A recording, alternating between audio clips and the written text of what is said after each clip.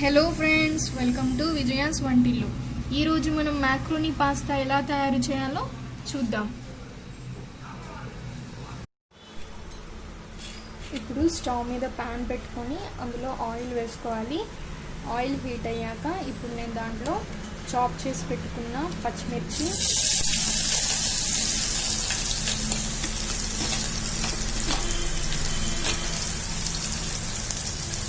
Onions,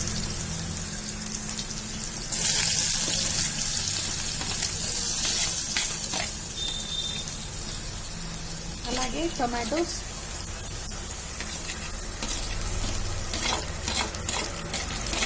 వేసుకొని fry చేసుకోవాలి.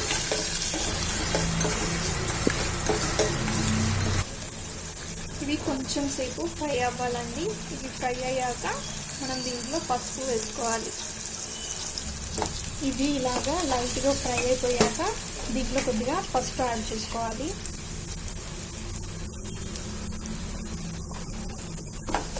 అలాగే కొద్దిగా అల్లం వెల్లుల్లి పేస్ట్ వేసుకొని మరొకసారి ఇది కలిసేలాగా కలుపుకొని ఒక 2 minutes ఉంచుకుంటే అప్పుడు దీంట్లో మనం వాటర్ పోసేయచ్చు.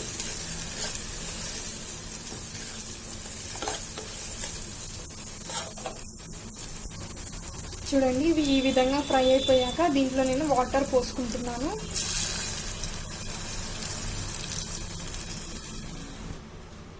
ఇలా వాటర్ యాడ్ చేసుకున్నాక దీంట్లో నేను 1 ప్యాకెట్ మ్యాగీ మసాలాని ఇందులో యాడ్ చేస్తున్నాను.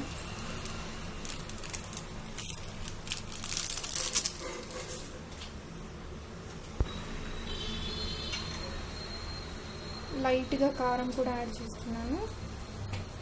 ఎక్కువగా వేసుకోవద్దండి, ఎందుకంటే గ్రీన్ చిల్లీస్ వేసుకున్నాం కాబట్టి కొద్దిగా స్పైసీగా ఉండడానికి కొంచెం నేను కారం కూడా యాడ్ చేశాను.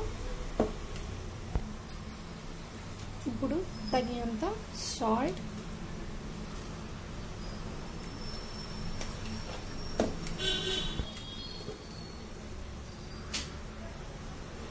కొద్దిగా గరం మసాలా, ఇవన్నీ వేసుకున్నాక వాటర్ బాయిల్ అయ్యే వరకు ఇలాగే ఉంచాలండి. వాటర్ బాయిల్ అయినప్పుడు మనం దీంట్లో మ్యాక్రోనీ వేసుకోవచ్చు.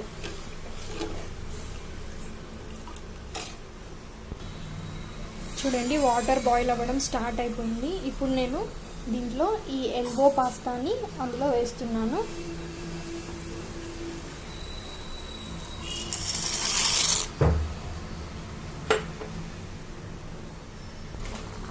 ఇలా ఈ ఎల్బో పాస్తా వేసుకున్నాక ఇవి బాయిల్ అయ్యే వరకు ఉంచుకోవాలండి. ఇవి బాయిల్ అయ్యాక మనం స్టవ్ ఆఫ్ చేసుకుంటే మ్యాక్రోనీ పాస్తా రెడీ అయిపోతుంది.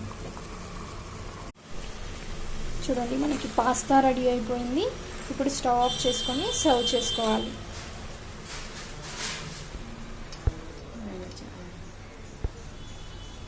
ఇలా సూపీగా ఉంటేనే పాస్తా చాలా బాగుంటుందండి. అందుకే నేను ఈ విధంగా చేశాను. దీనిపైన కొద్దిగా కొత్తిమీర గార్నిష్ చేసుకుంటే మనకి పాస్తా రెడీ అయిపోయినట్లే. చాలా టేస్టీగా ఉండే స్ట్రీట్ స్టైల్లో మనకి పాస్తా రెడీ అయిపోయిందండి. Thank you friends, thank you for watching this video. మరిన్ని వీడియోస్ కోసం please do like, share and subscribe to my channel.